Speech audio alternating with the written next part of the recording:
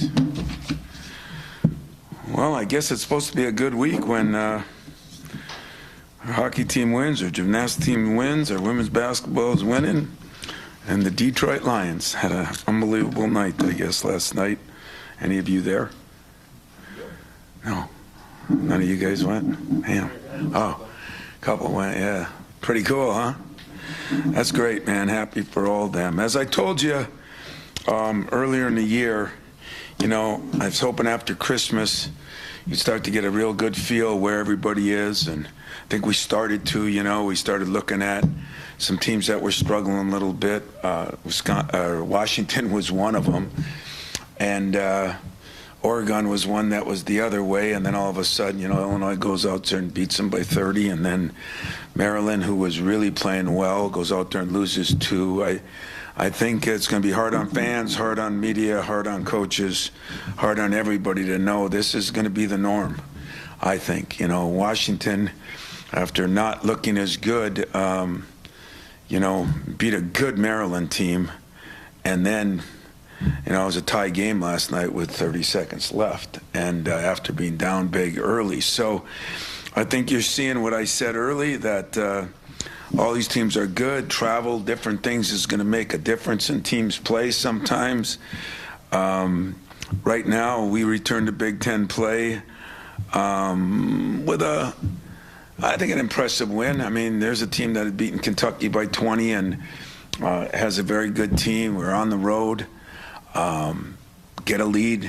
Yes, we lose the lead, but we bounce back. I thought Jay Nakins in the locker room after the game when we got back here asked if he could say something, and the first thing he said was, hey, a year ago we lost 5 games like this, and now we came back and won one. So in a sick sort of way, does it make it better that we had to win it the way we did? Last 8 minutes of the game, we didn't have a turnover after we turned the ball over a lot early. We executed well. We went on an 8-0 run ourselves, and I thought that spoke volumes about our team. Jaden is really starting to emerge, averaging almost 16 a game in the last 5 games. He's playing better. He's doing better. I think that, you know, still like to have him rebounding more. I'm always looking for something more, but we're making some progress there. We continue to get great contributions off the bench, too. You know, Cohen, Book were really important in the last game. Jace has been consistent and maybe still my most efficient player. And I thought Jeremy and Jackson played really well, battled down the stretch, and that was where the game was won. As for Washington, you know, new team in the league. I mean, it's hard to believe that we're sitting here saying, hey, we play a conference game Thursday against the University of Washington. But they are coming off this big win, as I said, against Maryland, and an impressive performance over Illinois, who seems to be the hottest team in our league right now. And they've also beat a good Washington State team. So they have kind of lived up to things that I said earlier, that every team is going to be effective in one way. They do have arguably one of the better players in the country, and Ozenbor, you know, a 6'8", 6'9" kid who leads him in scoring, rebounding, assists, second and block shots. He kind of does a little bit of everything. He doesn't always look the part, but he sure does make the part. He's got incredible basketball skills as far as putting the ball on the floor, finding guys open, can score it down there with either hand, and is maybe as good a passer out of double teams as I've seen.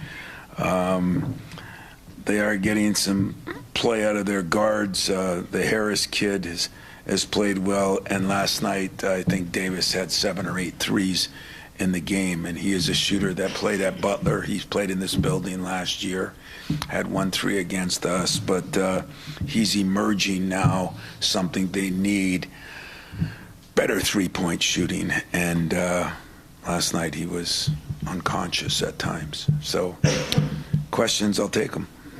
Hey, Tom, I want to touch on Jaden's point. I was kind of thinking about that for a while. It seems it's been elusive, this thing of coming from behind and getting down. And you've been talking about that, I want to say, the past few seasons. Talk about the importance of being able to do that. And secondly, you talked about the Lions. Could there be any kind of parallel to that same kind of grit coming from behind and still fighting? God, I hope so. I hope so. I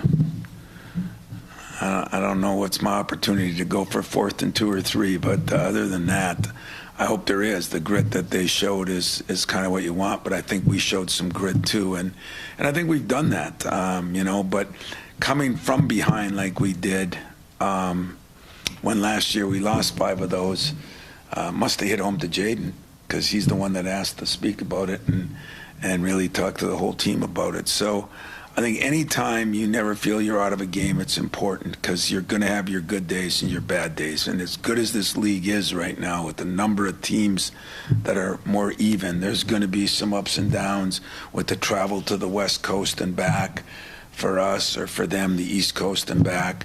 I mean, I guess it creates some issues. I haven't done it yet, so I really don't know, but it sure seems that way a little bit, although Illinois, I guess, handled it pretty well at Oregon. But we'll see. I think it is a good thing. I'm glad Jaden brought it up, to be honest. Tom, one of the things Diebler kept mentioning at Ohio State was how inexperienced they were playing together. And I'm wondering, and obviously that's going to happen more and more in this day and age, as you've played against teams that have 10 new players and other things, and how much of a premium that's going to be sort of for you, and do you see the benefits even when you've got youth of guys who've been together for at least a year and all that right now? Well, I think anybody's kidding themselves. There's not benefits, but every time I say that, somebody will rear its ugly head and something will happen the other way. I mean, they're going to bring a team in here with a lot of transfers and a lot of different players, and I don't know how that'll go, but I think consistency is what we're all looking for, and usually consistency is when there's comfort level. When there's comfort level, it means guys kind of know each other and have a feel.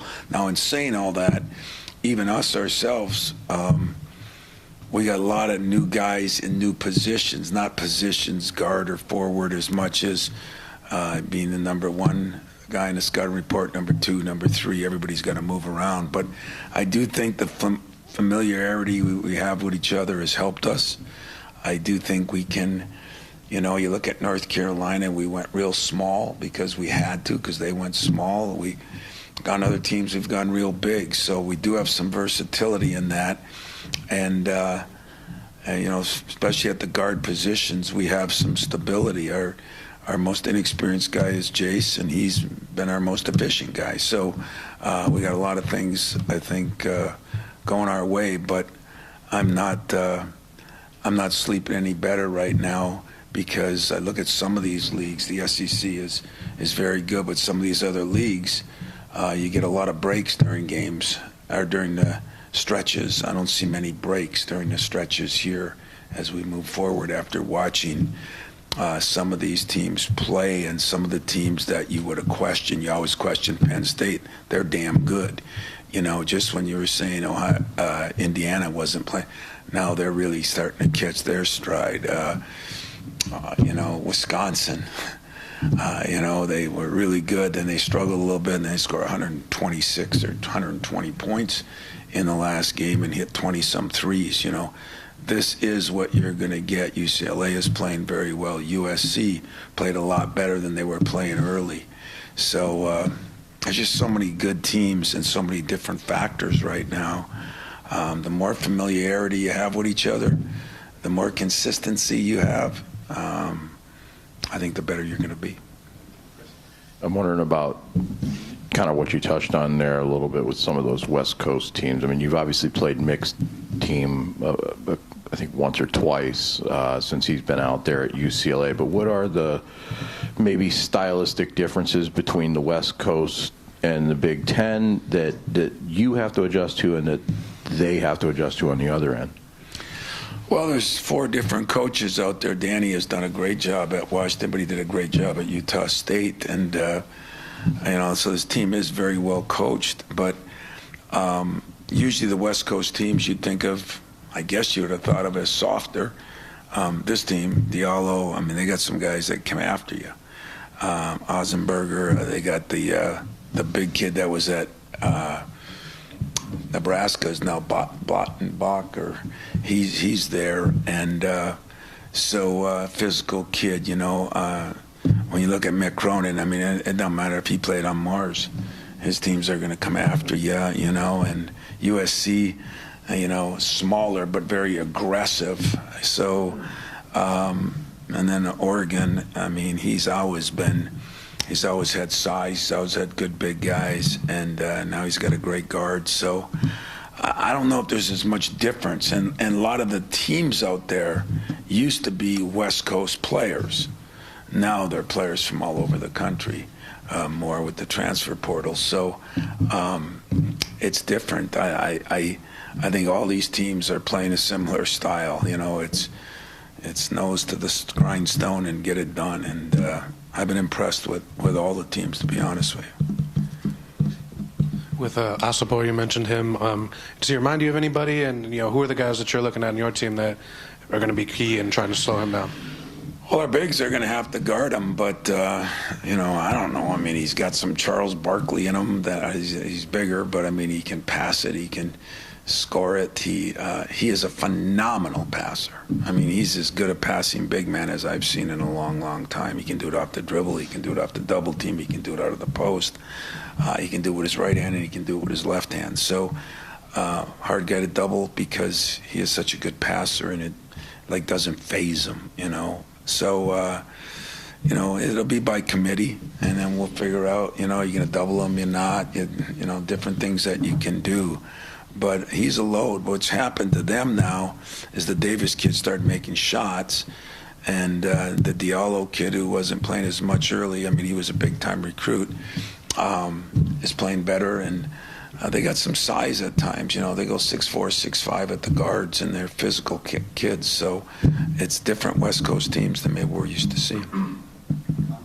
Tom, the past couple of press conferences, you've mentioned how you want your team to have I think the word maturity, to take practices into games. And I'm curious, why does that take maturity? What about maturity causes that? Yeah, you know, I think that the more mature you are, the more you realize that don't read your press clippings, don't read what people say, don't listen to what people say. You've been through the wars. Maturity is also experience, you know. And like, I'm not sleeping any better today than I was sleeping last year when we were 7-5 or whatever we are, because I know what's at stake. I know what's right around the corner. I know that every game is going to be that kind of game. I really believe that too. And people that don't must not have watched any games on TV, you know. And but it's happening everywhere. Sometimes maybe they're not playing certain people, like pro sports, football, but some of those teams played all their people and still lost, you know, were upset. I mean, I just think people are having trouble handling success in general. And I want to make sure that my team's mature enough, but also they're maybe hungry enough to not to be satisfied. You know, it's so easy to be satisfied nowadays. And I don't want to be satisfied till the season's over, then I want to be satisfied. I guess in that sense, the last game obviously wasn't, you know, the cleanest performance, and there's a lot to work on. Is that almost the best of both worlds for you, that, hey, there's a lot to work on, you can get guys to focus, but yeah, it also isn't abundant? It really was, and I think that's the way Jaden kind of put it, and I kind of agreed with him on that. But at the same time, you know, we're sitting there and I'm saying, you know, you constantly as a coach, you say, well, we didn't play that good. We turned the ball over too much. You know, what you forget is that team beat Kentucky by 20. That's a good team too. You know, sometimes, as they say, good offense beats good defense. I mean, I saw some things in the game last night. I watched a little bit of the Lions game. You know, there were some unbelievable catches that were very good defense. Offense just made a better play. And I really believe that's the way it is right now, that you got to remember the other team's good too. You know, we have this perception we're 12-2. You know, so what? I mean, so there's a bunch of teams 11-3. Does that mean that we're up here and they're down here? You know, It's not that way. There's a lot of good teams out there, a lot of good players. What most teams have, maybe not quite the togetherness yet, but most teams have more experience, because most transfers seem to be juniors and seniors, or even the grad students. So there's more experience in there, which means there's a little more size, a little more toughness, a little more been through the wars, and that sometimes wins out for a game or two. I still think at the end of the day, you got to have experience and you got to have togetherness, and if those two come together, and you keep away from the dirt bags and the distractions, then you got a chance.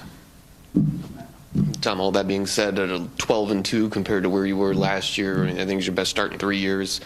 Is there still some sense of gratification for where you guys are at moving forward, with obviously some stuff to work on, and you get any message into Magic for getting his presidential medal? I did. That was, and that should be talked about. I mean, it was to get the award he got. I called his brother right away, and so because I couldn't get him, but I did get a message to him, and I think that's great for everybody, but I think it's great for our university and for Michigan State to have one of our guys, one of our former guys, get such a prestigious honor. And as I read through, why he got the award, I mean, you realize how many things he did, and he stood out there when he was going through a tough time and took the bullets and took, the people talking, and he became an advocate for it. And I have always had tremendous respect for all 40 years since the first day I met him, but it just seems to be growing now. And that's what's cool, that's what makes me keep wanting to go, He's getting better right now. He's getting older and he's getting better. He's doing more. And people are recognizing that, and I'm really, really proud of him for that. So from all of us here, Irvin, congratulations. Just any sense of gratification for where you guys are at? Yeah. I'm sorry I didn't part one. There really is, but it's stepping softly on it. Like I do want to appreciate what we've done. I do think we've done a lot. I do think we've played different ways. I think we won different ways. We've shot it well, we've shot it poorly, we've rebounded well, we've rebounded average, we've turned it over 9 times, we've turned it over 17 times. Somehow those all got to come together. If they do, you go from good to great, and that's kind of what we're working on right now. But one thing I've been told a lot in my career, especially the last 10 years, is, enjoy some of the journey. And so I'd be probably remiss if I didn't act like I'm excited on how this team has come together. I'm excited on, we're playing a lot of people and still getting a lot out of it. I'm excited at the camaraderie and chemistry within the team. But we haven't faced a lot of adversity yet. I mean, as fast as you go, just think, Oregon was rated 8th, and they almost lost 2 in a row. Maryland was ranked, or unranked, but everybody thought really good, and they go out and get spanked twice. Right now, I would say that everybody better prepare for that stretch. Some of it will be because of your play. Some of it will be because of the schedule, not only who you're playing, but where you're playing them. And I don't think anybody's going through this league with 1 or 2 losses. I think it's going to be one of those years where who knows how it's going to end up. I don't. But you better prepare for those 2 and 3 game losing streaks and how you handle them and what you do after that to regroup and regain the confidence that you're probably going to lose during that stretch. Speaking of grit, did I see you at Wrigley Field Saturday night? Were you in Chicago? I did. I decided that my son wanted to go, and I said, if we win the game, we were off Saturday. And so I did go over to that game, and I was, it was great. I actually went to a little function before with the president and the AD, and, every fan base has their fan bases, but I think in Chicago, Michigan State's been very solid, and it was it was a great setting, great opportunity. And you know me, I'm into memory makers. And I told Adam this, that, you know, it might not seem, because it was so cold, and he tried to gut it out, be a Youper, and not wear a hat, you know, which I was proud of. And he's got frostbitten ears right now, but who cares? His team won a big game at the end. And but it was the camaraderie of everybody, and I think we've got a lot of things going well here right now, and we're part of that, but he's a big part of it, and Robin's a big part of it, and gymnastics is a big part. You know, we're doing our part here in the winter so far. Long way to go yet, but incredible setting. Adam said something that struck me a few weeks ago. He said he'd rather his team play well and lose than play crummy and steal a game. I don't know if you feel quite that way. Do you? Adam, this is for you. An ugly win is better than a pretty loss. And I think you got to read between the lines as what he's saying. What he's saying is you want that consistency of playing solid, playing good, doing your job, taking care of the things you got to take care of. But he's in the early stages of his head coaching career, and I'll make sure that I agree with him, if you want the truth. Behind closed doors in my office, I would agree with him. Unfortunately, you people, the 600,000 living alums, the recruits, everybody else, 4 days later, they don't know how you played. They just care if you've won or lost. So I'll have a trip to the hockey building and inform them that that's nice for public talk, but take the win any way you can get it, and just then build on, you know, what you didn't do well. Like, first thing we came back, we got to clean up our turnovers. Easier to say that after a win than after a loss. So great respect, number one in the country. He'll learn he's out of his mind.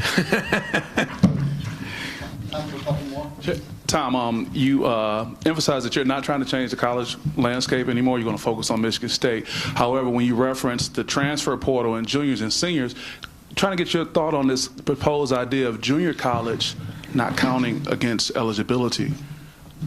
You know, 50 year I heard last week. I have no idea. I'm not as ingrained in that as I was, to be very honest with you. And I mean, if you go to junior college 2 years and that doesn't count, and then you get 5 years, I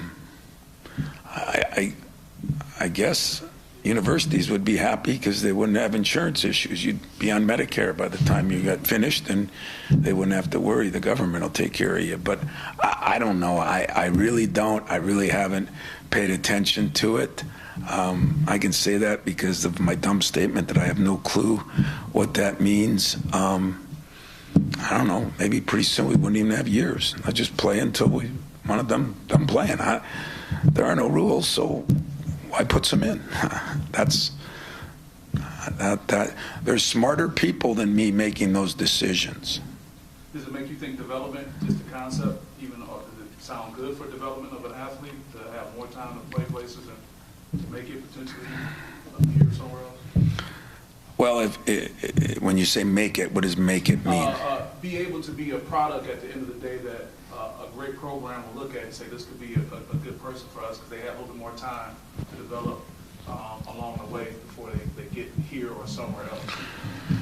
Yeah, I think in theory that's really good, but it's like, in theory, why isn't college a good progression for pro ball when first thing you hear is, well, he's a sophomore, he's getting too old, you know?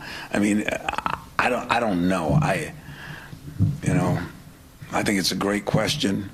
I'm just a bad guy to answer it to because I'm not going to worry about it, and I really don't understand it all.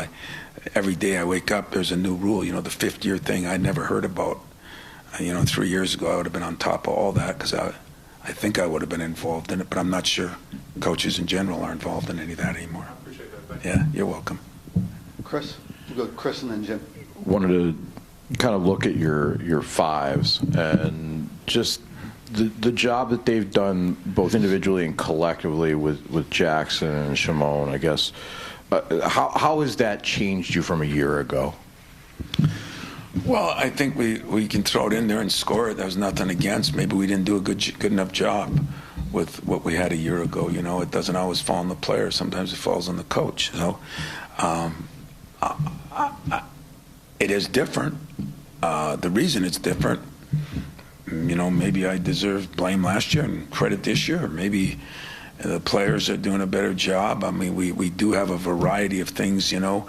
Coop, we're still going to get Coop going because Coop has been, we thought Coop would be really solid, and there's things he's really solid at, but we haven't given up on him. We actually, if you think of one of our biggest wins, North Carolina, we played Book at the 5 for 15 minutes in that game, you know. What we have is versatility, and we've been able to play differently with different guys.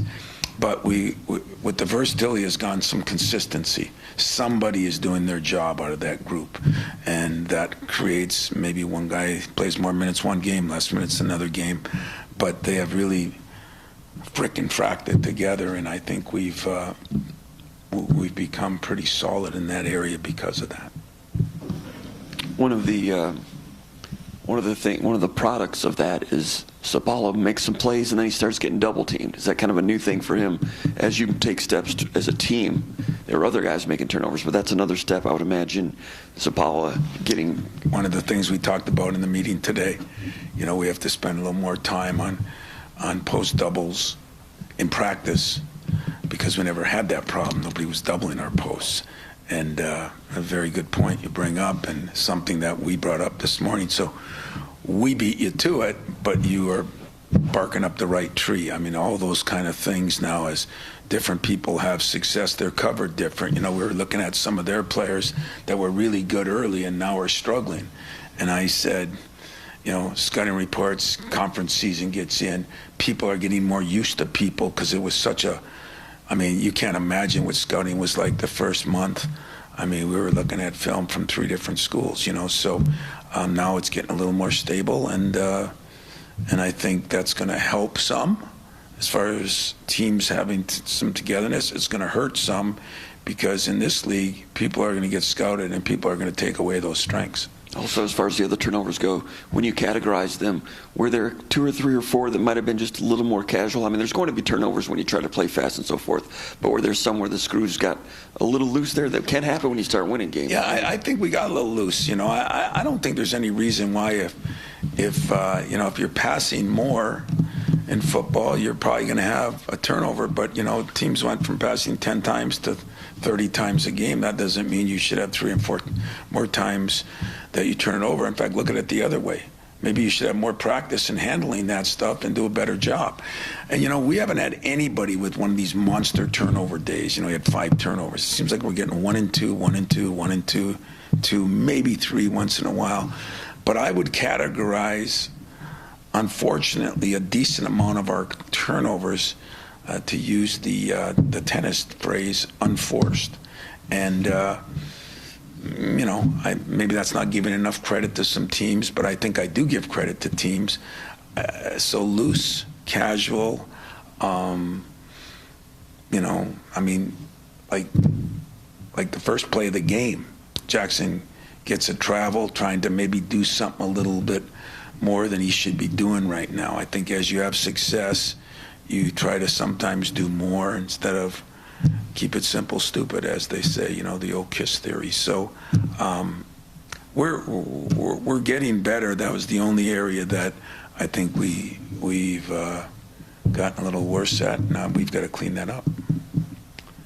Anything else? Well, thanks, guys. Appreciate it. See you later.